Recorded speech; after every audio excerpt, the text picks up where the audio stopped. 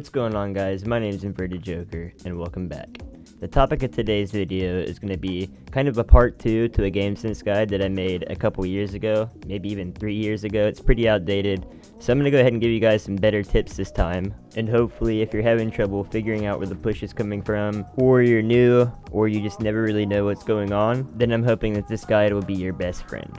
So game sense is a fundamental knowledge of the maps, knowing, hearing, more importantly processing everything going on around you, all the callouts, and ultimately knowing where the push is coming from or where your team is pushing to plant the diffuser or secure the round when there's only, let's say, 1 or 2 people left. I know I say this in pretty much every video I make, but if you're going to get better at the game and you really want to get better, you have to commit about 30 minutes every single day at least to terrorist hunt and or private matches. I've been diamond and platinum pretty much every season I've been engaged in actually playing the game, and I still routinely, pretty much every day, go into private matches by myself and try to find new cheeky angles, spawn peaks, lines of sight, you name it. And this is 5 years after the game came out pretty much. So if you aren't at least taking advantage of that as a new player, then it's really unlikely that you're going to get better in a shorter period of time. Another thing is you absolutely have to know every single callout. With how much available information there is in Siege in terms of actually knowing where the other team is,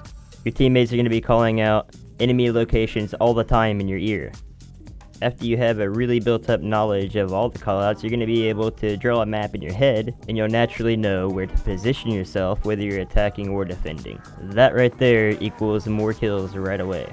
With that being said, it's easy to get flustered or get paralysis by analysis, but you absolutely have to be listening the whole time you're playing. I know it's really easy to look down the sights and forget everything that your teammates are saying or just zone them out because you're more concentrated on what you're doing, but you have to force yourself to listen. Every time you start to block your teammates out, unless they're flooding the comms, or what I mean is talking about stuff that's completely random and causing you not to be able to listen, actually mentally tell yourself to listen to them. It's actually often common for some new people to actually know the callouts, and teammates will be on cameras, right? And they'll call something out instead of spotting it so the person doesn't shoot the camera, and the newer players will just act like that the person giving them the call out is trying to get them killed, or just lying to them, or trying to troll them to make them look one way, so they completely ignore it and they get shot from the direction that was being called out the whole time.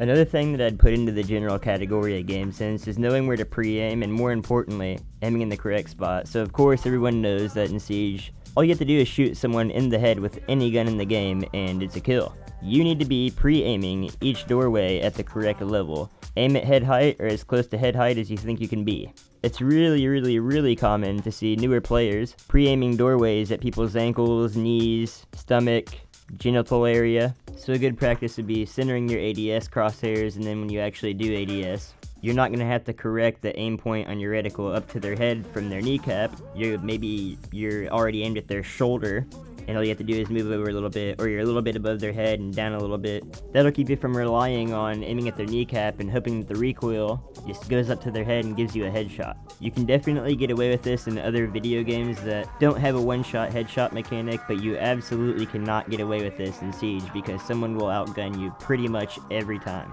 Again, terrorist hunt, another good time to plug.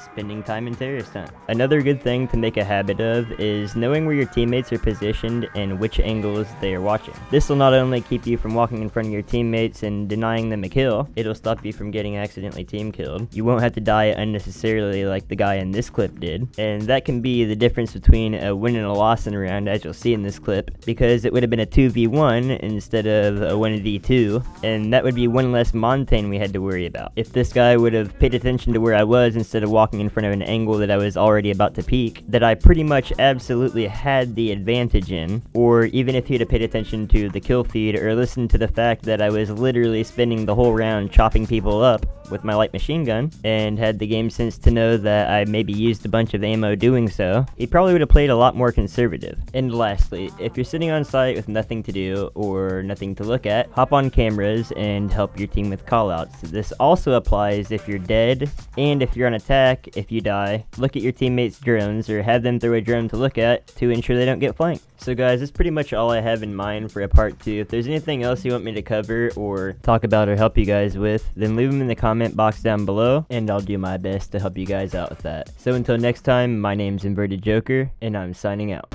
5 seconds left. 4